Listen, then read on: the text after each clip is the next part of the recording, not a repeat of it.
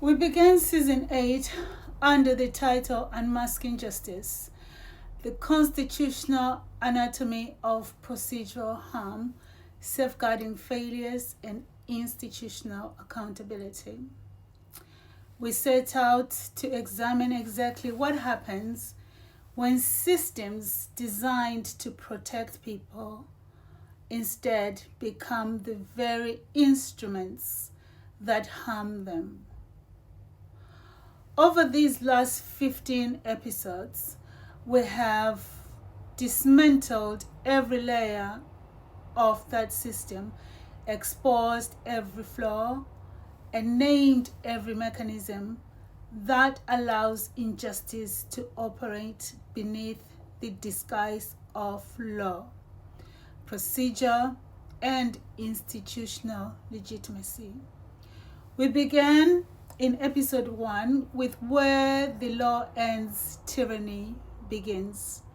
We examined family justice, Article 6 of the Human Rights Act, and the reality that procedural protection has not merely been weakened, it has collapsed.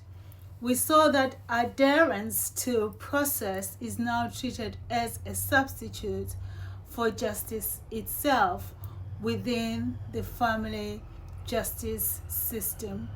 Rights are routinely eroded while institutes continue to examine the appearance of fairness. In episode 2, The Passport of Erasure, we examined how coercive control is not simply a private behavior, but something identified, understood, and then operationally weaponized by institutes. We exposed how state bodies use procedure to extend harm, separate individuals from their truth, and erase both identity and evidence from the institutional record entirely. In episode 3, The Compliance Trap exposed how vulnerability frameworks are increasingly used to support people, but to condition them.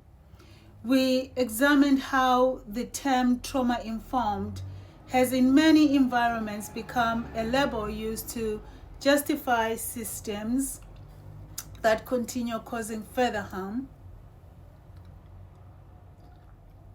We explored how vulnerability is identified in ways that make the victim responsible for managing their own distress while institutes themselves remain protected from accountability.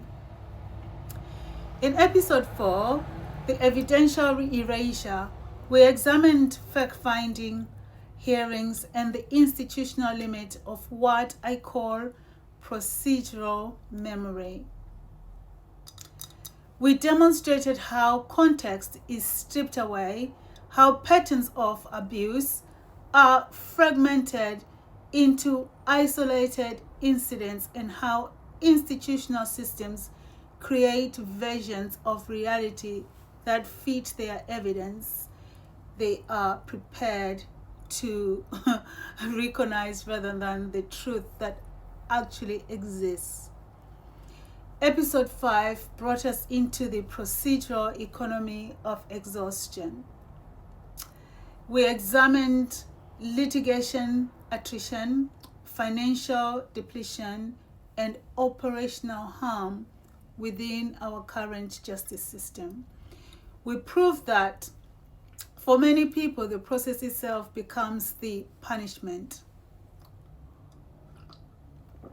The system relies upon exhaustion, financial, emotional, and psychological procedural to force individuals to settle, withdraw, or accept outcomes that are fundamentally unjust simply because they can no longer afford to continue fighting.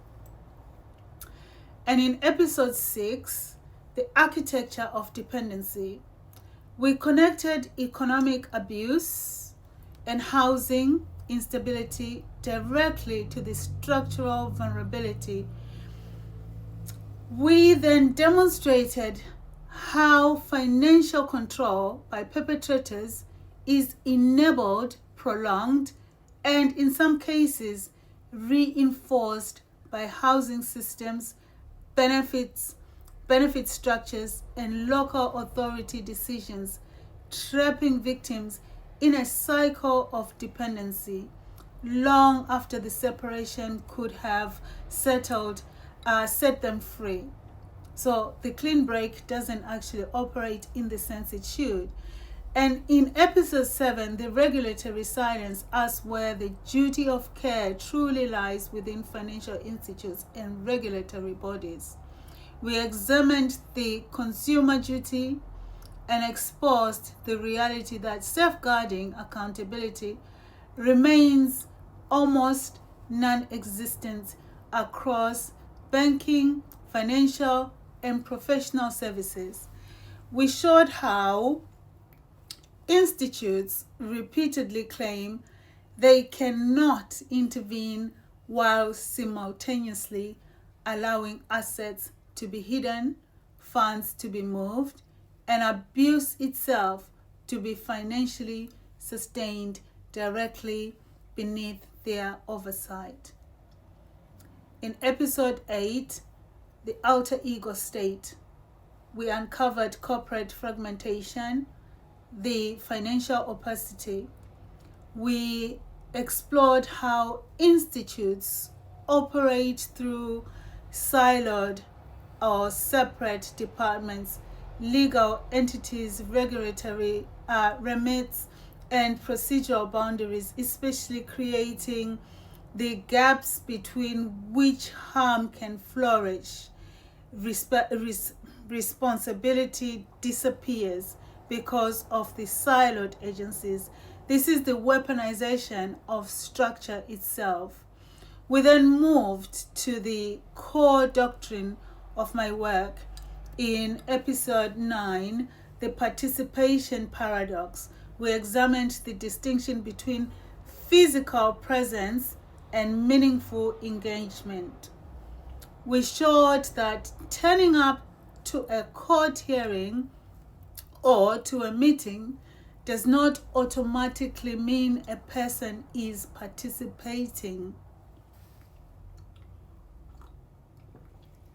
Because when someone exists in a state of psychological shutdown caused by trauma, coercive fear, or prolonged procedural stress, they may be present in body only, while the system nevertheless records them as fully engaged and their rights as fully satisfied.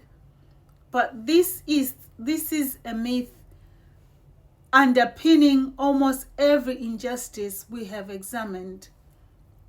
In episode 10, we named the safeguarding fiction. We demonstrated that recognition without operational continuity is meaningless, which means it's time consumed without due process and no results. Institutes may have policies, risk assessments, safeguarding procedures, and tick box or checkbox marked concerns identified, but unless there is a continuous, joined up, enforceable operational response, nothing fundamentally changes. Recognition alone does not keep anyone safe. In episode 11, the disclosure wars, we went deep into the Form E, financial remedy proceedings, and the crisis of evidential asymmetry. We demonstrated that disclosure is not a neutral process. It is a battlefield. The individual with resources frequently controls the evidence, the narrative, the timing, and the endurance. the endurance capacity of the process itself. Therefore, disclosure rules become tools used to conceal assets, bury information, distort visibility, and financially exhaust the opposing party before truth can even surface. In episode 12, we discussed the neutrality illusion. We challenged the very concept of judicial impartiality. We examined structural imbalance, systematic bias, and the constitutional limit of procedural fairness. We demonstrated that so-called neutrality frequently becomes little more than standing back and watching with the stronger party overwhelm the weaker party, while continuing to call that process or justice. In episode 13, the participation gap brought the entire season together. We examined participation impairment, procedural capacity, and the collapse of meaningful access to justice. We then explained that the legal system operates under the assumption that every person arrives with equal ability, understand, communicate, process, argue, and defend themselves. And when that assumption is false, the entire system fails. This is not a flaw within individuals. It is a fatal flaw within the design of the system itself. We then moved towards the solution in episode 14, the black box. We introduced self-chain, TM, as the answer of institutional interoperability, and the future of safeguarding infrastructure. We demonstrated that the technology exists, the framework exists, the operational standards already exist to resolve these failures. So if institutes are willing to implement them, the solution is here and ready. And finally, in episode 15, the sovereign verdict, we moved from describing the harm to declaring the standard. We stated clearly that we are moving from a culture of institutional erasure towards one of operational accountability. We confirmed the truth of we confirmed that truth is superior to procedure, and we confirmed that justice is not what is written in books. Justice is what is delivered to people in reality. That is season 8. We have not dealt with the theory. Everything you have heard through these episodes has been built from lived experience, operational analysis, statutory frameworks, trauma-informed principles, constitutional law, and the hard reality of how these systems function in practice. We have exposed procedural harm, coercive control, participation impairment, safeguarding fragmentation, evidential asymmetry, financial abuse, and disclosure wars, as well as the operational injustice. We have showed you the widening gap between what the law claims to do and what happens to people within those systems. We have proven that safeguarding remains symbolic, that justice remains performative, that participation remains theoretically. It's a theory. So participation remains theoretical within family courts justice, and that vulnerable individuals are still collapsing beneath systems that are procedurally compliant yet functionally incapable of protecting them.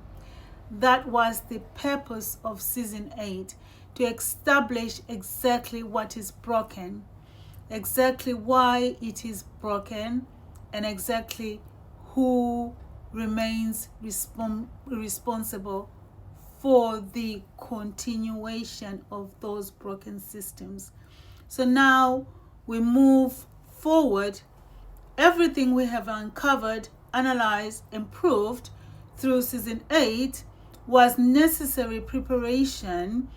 We had to understand precisely what was wrong before we could define precisely what now must be done to fix it. And that brings us to Season 9, the Directive, the implementation series. So, the official standards: compliance, participation, integrity, and remedy. In Season 9, Season 9 is fundamentally different from anything you have heard before. It is different from Season 8, Season 7, Season 6, and going back. And it is entirely different from every other form of guidance, training, commentary, or awareness content currently available. Let me tell you why. Let me be absolutely clear too about what this season is and what it is not. Season 9 is not continuing professional development material, awareness content, advocacy, media, or campaign commentary, or motivational speaking, or social opinions, or an abstract of discussion about reform. It is not.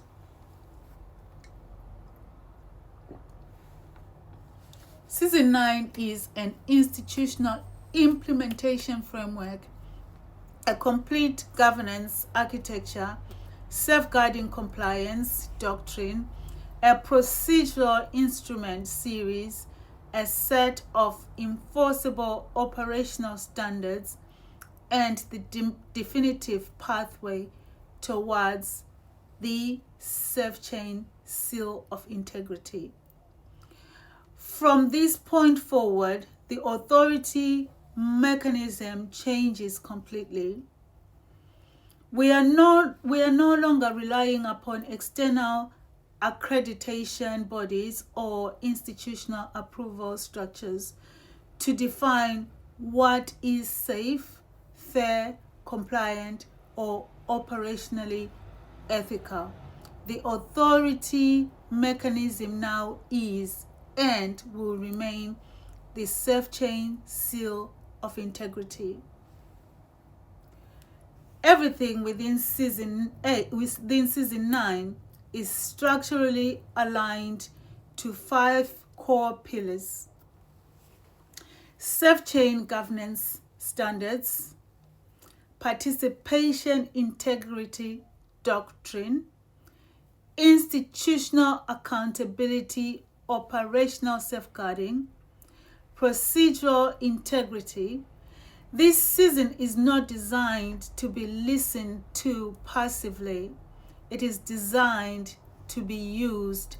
It is functional simultaneously as an institutional handbook, a governance reference, a procedural archive, and an implementation framework, as well as an operational architecture of SafeChain itself. While Season 8 focused upon exposure or failure, Season 9 focuses upon implementation and enforcement. Where Season 8 established systematic collapse, procedural abuse, forum shopping, disclosure failure, fragmentation, erosion, coercive debt, and exclusion, we are in Season 9, we are defining the remedy. We define the legal standards, the compliance architecture, the implementation pathway, and the enforcement structure itself. Season 9 is the manual. We will move through 3 distinctive parts. So part 1 is the legal duty and operational law. Here we define exactly what the law requires and what institutes can no longer evade. We will clarify the difference between having a policy and providing actual protection, redefine how trauma and coercive control must be recognized and evidenced, rewrite the operational standards for disclosure and financial proceedings, and confront the abuse of jurisdictional and forum shopping directly. In part 2 is the operational implementation. So here we turn theory into operational daily practice. We introduce the complete SafeChain protocol, the workflow, the triggers, the interoperability mechanisms, the conditions and condition structures, and the single truth architecture designed to stop harm before fragmentation occurs. We will cover housing duties, communication standards, evidential continuity, record keeping, safeguarding coordination, and the absolute requirement for independence and conflict-free practice. In part 3 is the remedy, enforcement, the future standards of all the bodies.